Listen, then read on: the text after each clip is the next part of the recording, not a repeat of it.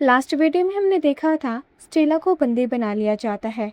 सेवक स्टेला को आंद्रे के बगल में घुटनों के बल बैठा देता है। आंद्रे स्टेला को कंफ्यूजिंगली घूर रहा होता है। डगलन स्ट्रेट फेस बनाता हुआ बोलता है, आंद्रे, राजकुमारी को देखने के बाद भी तुम्हें नहीं पता चल रहा यहाँ चल क्या रहा है? आंद्रे इनोसेंट सा फेस बनाते हुए घबराकर पूछता है, ये आप मेरी बहन को यहाँ क्यों ले आए हैं महाराज? क्या कोई कंफ्यूजन है? डैगलन बॉसी अंदाज में बोलते हैं, ओह, तो तुम मैं मासूम हूँ वाला खेल खेलना चाहते हो, है ना?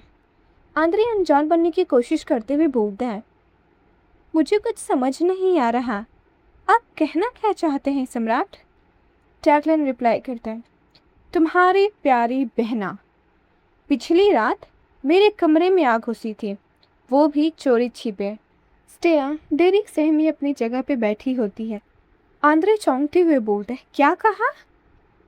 ओह, मुझे पता था कि ये आपको पसंद करती है, लेकिन मैंने कभी नहीं सोचा था ये इस हद तक चली जाएगी।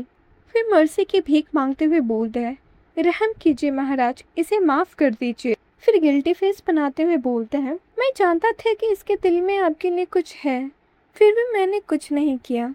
ये सब मेरी गलती है, हमें माफ़ कर दीजिए महाराज। डैगलन एंग्री मोड में अपने सिंहासन पे टैप करते हुए बोलता है, तो तुम जानते हो इसकी इस हरकत के गुनहगार तुम हो, है ना? आंद्रे रिप्लाई करता है, मेरी बहन काफ़ी वक्त से आपके बारे में बातें करती रही है। अगर मुझे पता होता कि ये ऐसा करेगी तो मैं इसे कभी यहाँ नहीं लाता। सब मेरी लापरवाही की वजह से हुआ। डैगलन स्ट्रिक्ट फेस बनाते हुए बोलता है, तो तुम्हारी इस गलती के लिए तुम्हें क्या सज़ा दी जाए? आंद्रे अपनी गलती एक्सेप्ट करते हुए बोलता है, मैं जानता हूँ कि राजकुमारी ने गुनाह किए हैं, इसलिए आप उसे क्या सज़ा देंगे ये मैं आप पर छोड़ता हूँ। ये सच है, ये हमारी राजकुमारी है, मगर फिर भी हिलराज किसी भी तरह की आपत्ति नहीं जताएगा। आंद्रे की ऐसी चिकनी चुप्पी बातें सुनकर डैगलन उसे गुस्से से घूरते हुए बोलता है, तो तुम कह रहे हो मैं इसे मौत की सज़ा दे सकता हूँ, है ना? ये सुनकर स्टेला आंद्रे की तरफ एक उम्मीद की नज़र से देखती है।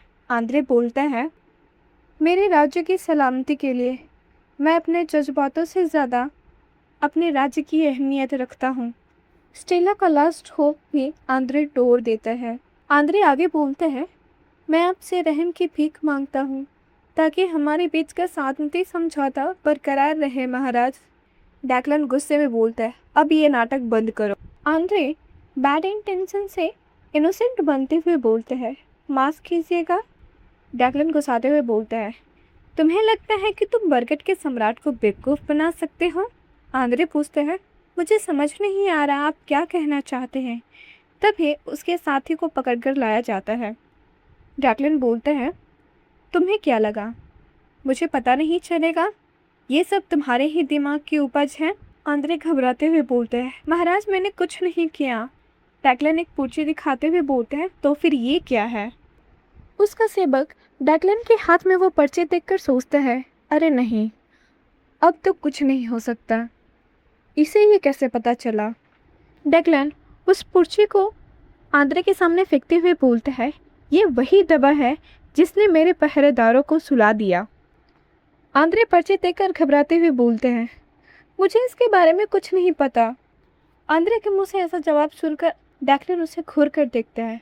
फिर नोआ को बुलाता है। नोआ एक सेवक को बंदे बनाकर लाता है।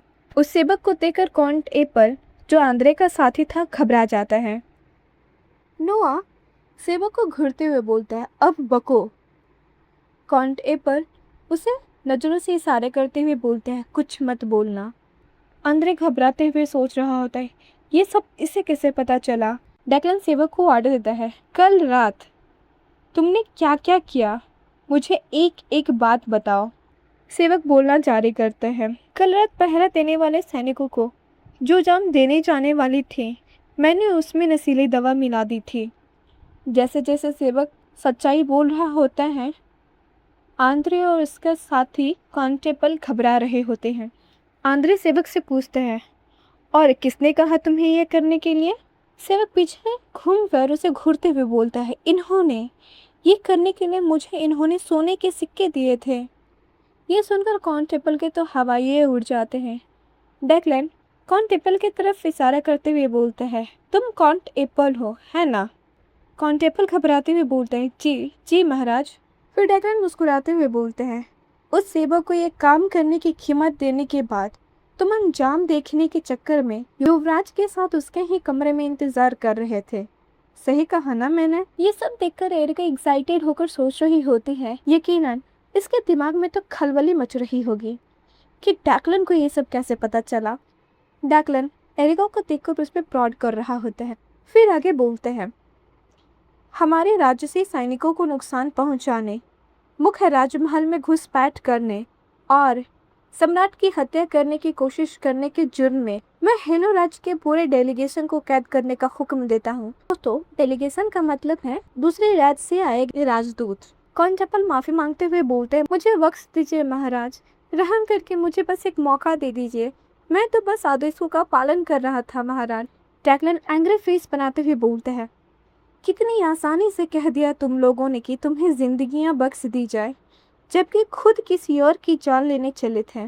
फिर मेसन को बुलाता है। मेसन मेसन आते हुए बोलता है, हुक्म कीजिए महाराज। जबकि सैनिक राजकुमार आंद्रे और एप्पल को कैद करके ले जा रहे होते हैं, डैक्लन मेसन को ऑर्डर देता है, हेलो राज्य के राजा को ये खबर भिजवा दो, अगर वह अपने बच्चों और पैसों को फिर से जिंदा देखना चाहते हैं तो उन्हें मेरी सभी शर्तें माननी होगी। मेसन स्टेलर की तरफ देखते हुए बोलते हैं, जी महाराज, जैसा आप कहें। एरिका मेसन के एक्सप्रेशन नोटिस करके सोचती है, मेसन के चेहरे का हुलिया मुझे कुछ ठीक नहीं लग रहा।